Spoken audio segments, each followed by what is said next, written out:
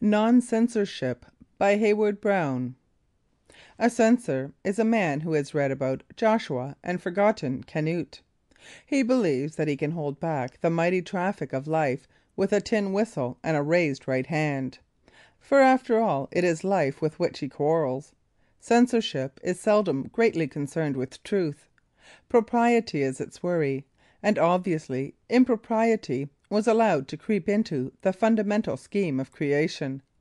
It is perhaps a little unfortunate that no right-minded censor was present during the first week in which the world was made.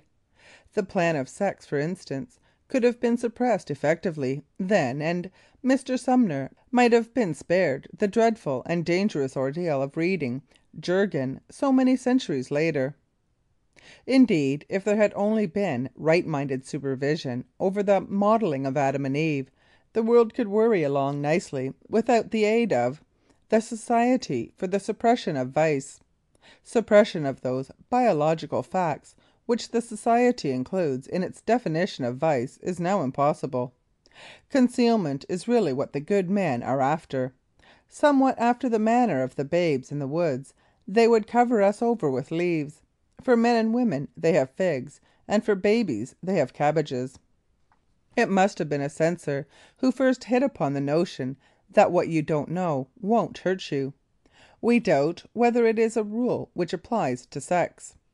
Eve left Eden and took upon herself a curse for the sake of knowledge. It seems a little heedless of this heroism to advocate that we keep the curse and forget the knowledge. The battle against censorship should have ended at the moment of the eating of the apple. At that moment man committed himself to the decision that he would know all about life even though he died for it. Unfortunately, under the terms of existence of mortals, one decision is not enough. We must keep reaffirming decisions if they are to hold. Even in Eden there was the germ of a new threat to degrade Adam and Eve back to innocence. When they ate the apple, an amoeba in a distant corner of the garden shuddered and began the long and difficult process of evolution. To all practical purposes, John S. Sumner was already born. To us, the whole theory of censorship is immoral. If its functions were administered by the wisest man in the world, it would still be wrong. But of course the wisest man in the world would have too much sense to be a censor. We are not dealing with him. His substitutes are distinctly lesser folk. They are not even trained for their work, except in the most haphazard manner. Obviously, a censor should be the most profound of psychologists. Instead, the important posts in the agencies of suppression go to the boy who can capture the largest number of smutty postcards.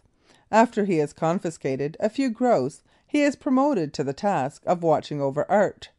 By that time he has been pretty thoroughly blasted for the sins of the people. An extraordinary number of things admit of shameful interpretations in his mind. For instance, the sight of a woman making baby clothes is not generally considered a vicious spectacle in many communities, but it may not be shown on the screen in Pennsylvania by order of the State Board of Censors. In New York, Kipling's Anne of Austria was not allowed to take the wage of infamy and eat the bread of shame. In a screen version of The Ballad of Fisher's Boarding House, thereby a most immoral effect was created. Anne was shown wandering about quite casually and drinking in conversation with sailors who were perfect strangers to her. But the censors would not allow any stigma to be placed upon her conduct. Indeed, this decision seems to support the rather strange theory that deeds don't matter so long as nothing is said about them.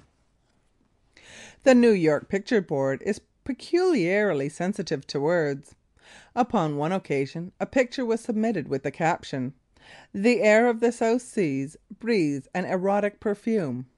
Cut out erotic came back the command of the censors.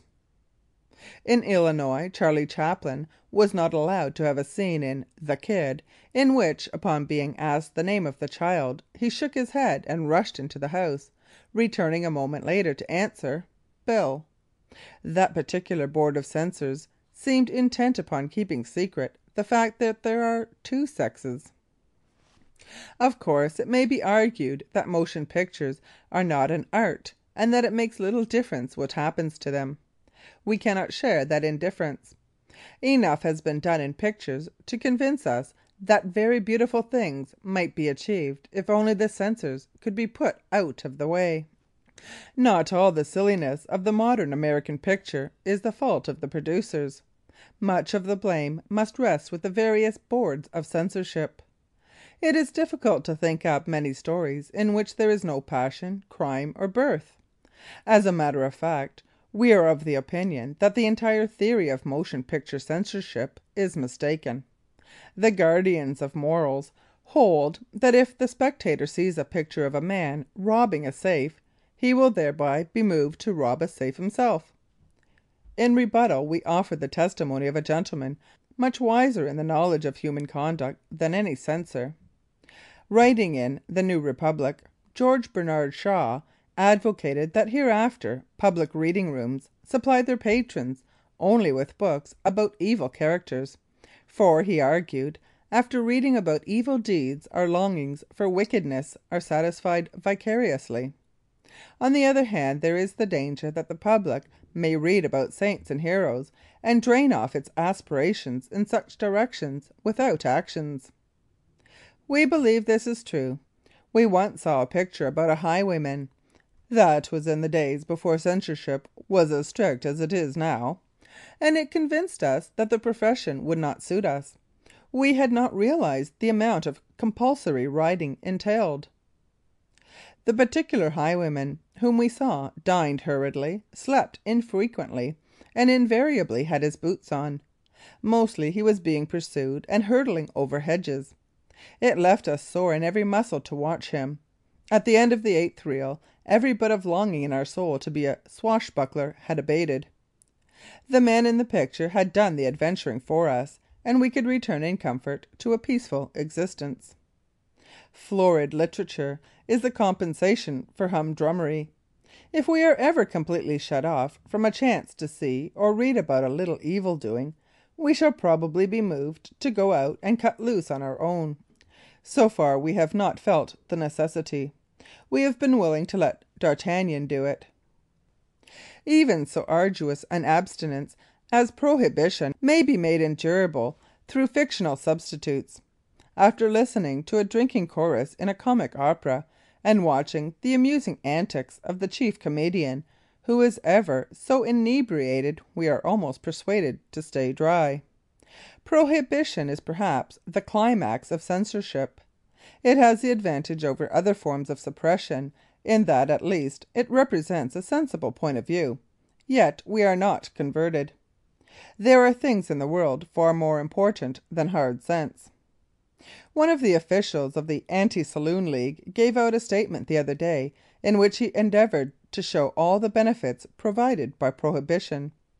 But he did it with figures.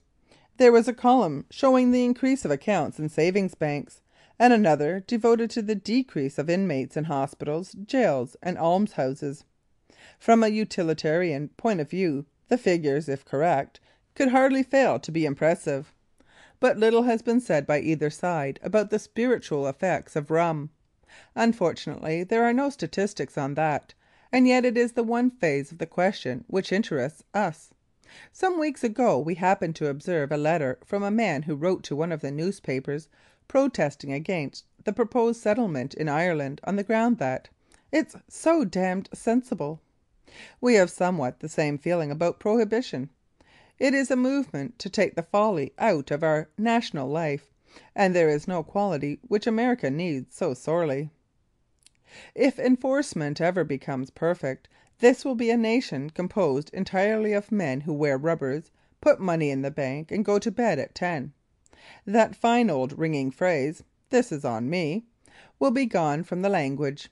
Conversation will be wholly instructive, for in 50 years the last generation capable of saying, "Do you remember that night?" will have been gathered to its fathers.